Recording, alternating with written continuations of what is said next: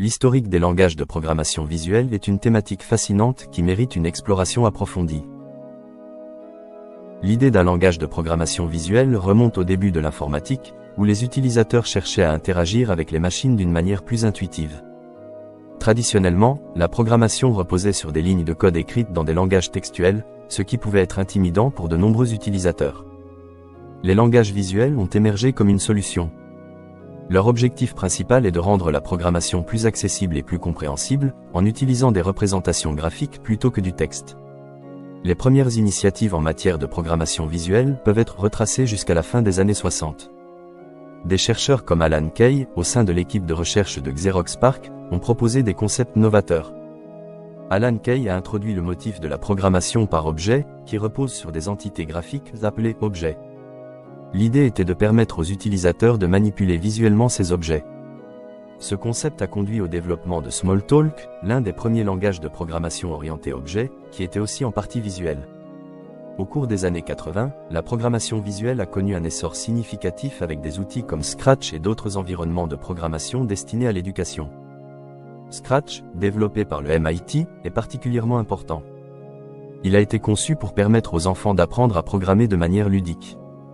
Les utilisateurs interagissent avec des blocs de code colorés qu'ils peuvent glisser et déposer pour créer des séquences d'instructions.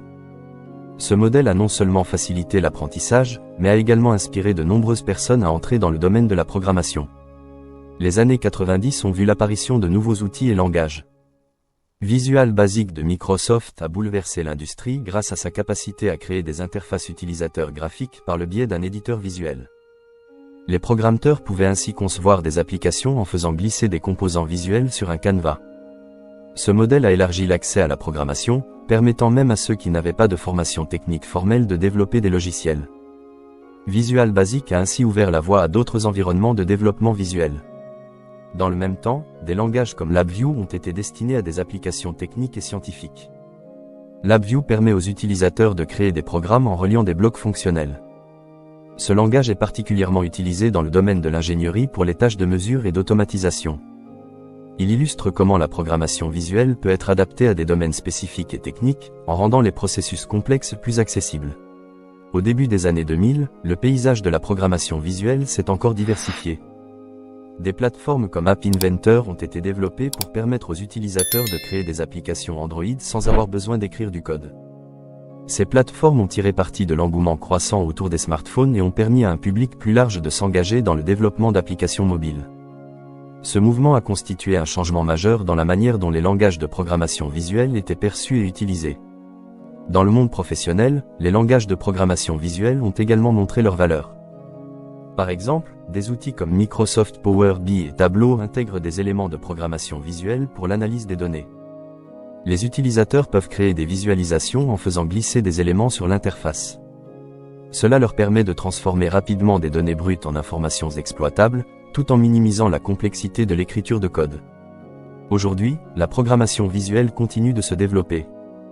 Les avancées en intelligence artificielle et en apprentissage automatique influencent également cette tendance. Des outils de création automatisée de code utilisent des interfaces visuelles pour simplifier le développement.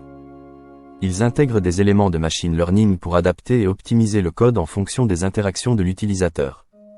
Cependant, malgré ces nombreux avantages, il est important de reconnaître quelques limites. Bien que les langages visuels soient plus intuitifs, ils ne remplacent pas nécessairement la nécessité de comprendre les concepts de programmation sous-jacents. La complexité de certaines tâches peut également dépasser ce que les langages visuels peuvent facilement gérer. Les développeurs expérimentés peuvent parfois trouver des langages textuels plus adaptés à des projets complexes ou spécifiques. Il est également crucial de se pencher sur l'aspect éducatif. Bien que la programmation visuelle soit un excellent moyen d'initier les enfants et les débutants à la programmation, il existe un risque que les utilisateurs se reposent trop sur cette méthode. La maîtrise des langages de programmation textuelle est souvent nécessaire pour travailler efficacement dans un environnement professionnel. Un équilibre entre les deux approches est donc primordial. En conclusion, l'histoire des langages de programmation visuelle est une démonstration remarquable de l'évolution de l'informatique. Il constitue une réponse aux défis d'accessibilité et de compréhension que pose la programmation traditionnelle. De Smalltalk à Scratch, en passant par Visual Basic et LabVIEW, chaque avancée a contribué à façonner la manière dont nous appréhendons la programmation. Les langages de programmation visuelle ont fait un pas vers la démocratisation de la technologie, permettant à un public plus large de participer à des processus qui étaient autrefois réservés à un groupe restreint. À mesure que la technologie progresse, il est certain que la programmation visuelle continuera d'évoluer. Elle trouvera de nouvelles applications et contribuera à façonner les compétences des générations futures de développeurs.